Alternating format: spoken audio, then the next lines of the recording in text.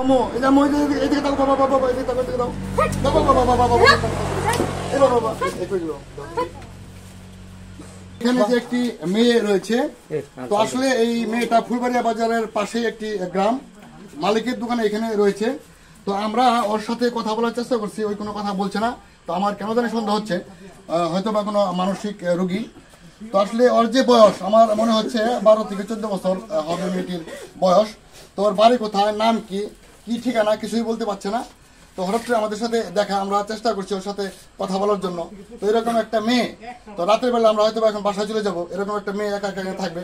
তো আমাদের কাছে কেন যেন একটা সন্দেহের জাল বুনছে মনের মধ্যে, যার কারণে আমরা এখন একটা চেষ্টা করি। পুলিশ ক্যাম্প রয়েছে, তো সেইখানে নিরাপদ একটি আশ্রয় আজকে রাত রাখার জন্য। তো ইতিমধ্যে এই মেয়েকে যদি আপনারা কেউ চিনে থাকেন এই ভিডিওটি দেখে, তো দয়া করে আপনারা ওর লোকেশন দেওয়ার চেষ্টা করবেন, ওর মা বাবার খোঁজ দেওয়ার চেষ্টা করবেন। তো আপনাদের এই লোকেশনের দেওয়ার মাধ্যমে হয়তোবা এই মেয়েটি আজকে তার মা বাবাকে ফিরে পাবে। তো আসলে এরকম বাচ্চা আমাদের সকলেরই রয়েছে। তো প্রত্যেকটা বাচ্চার জন্য প্রত্যেকটা মা বাবার যেমন দরদ থাকে, ওর জন্য ওর মা বাবার দরদটা কম নয়। আজকে হয়তোবা মানসিক ভারসাম্যহীন থাকার কারণে হয়তোবা আজকে এই দশা। তো দেখে মনে হচ্ছে হয়তোবা কোনো মাদ্রাসায় পড়তো এরকম কোনো একটি মেয়ে। তো আমরা চেষ্টা করছি ওর পরিচয় খুঁজে বের করার জন্য, ওকে ওর গার্জেনের কাছে পৌঁছে দেওয়ার জন্য। তো আজকে আপনারা এই ভিডিওটা যারা দেখবেন দয়া করে শেয়ার করে ওর গার্জেনের কাছে ওকে পৌঁছে দেওয়ার জন্য সহায়তা করবেন। তো আমরা এখন এই মালিকের দোকান থেকে, যেহেতু এখানে একটা অনিরাপদ স্থান, এখানকার মানুষজন এখন বাসায় চলে যাবে। তো বাজারে নিয়ে গিয়ে আমরা স্থানীয় যে পুলিশ ক্যাম্প রয়েছে সেই পুলিশ ক্যাম্পের সহায়তায় এবং আমাদের ফুলবাড়িয়া বাজারের যে নাইট গার্ড রয়েছে তাদের সহায়তায় আজকে রাত আমরা রাখবো।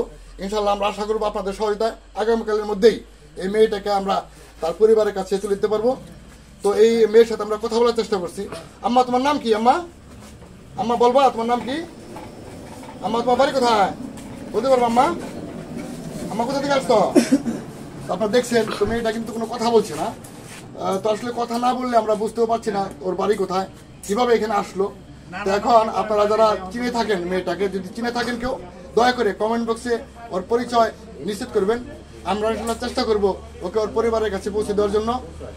তো আসলে যেহেতু কথা বলছে না, তো আমরা বুঝতেও পারছি না কোন দিক থেকে এসেছে, ওর ভাষাটা কি, এটা কি আমাদের অঞ্চলের ভাষা না বাইরের অঞ্চলের ভাষা, তো আমরা নিশ্চিত পাচ্ছি না। তো এখন স্থানীয় যে আমাদের পুলিশ প্রশাসন রয়েছে তাদের সাথে আমরা যোগাযোগ করবো এখন, এবং সেখানে আমরা নিয়ে যাব, তাদের সাথে পরামর্শ করে ওর একটা বন্দোবস্ত আমরা করার চেষ্টা করব। তো পরিশেষে যেটা বলতে চাই যে ওর জন্য এখন একমাত্র রাস্তা, আপনারা এই ভিডিওটি দেখে ওর পরিবারের কাছে পৌঁছে যাওয়ার জন্য সহায়তা করবেন। পরিশেষে সকলে ভালো থাকবেন, সুস্থ থাকবেন, নিরাপদ থাকবেন। আল্লাহ হাফেজ, আসসালামু আলাইকুম।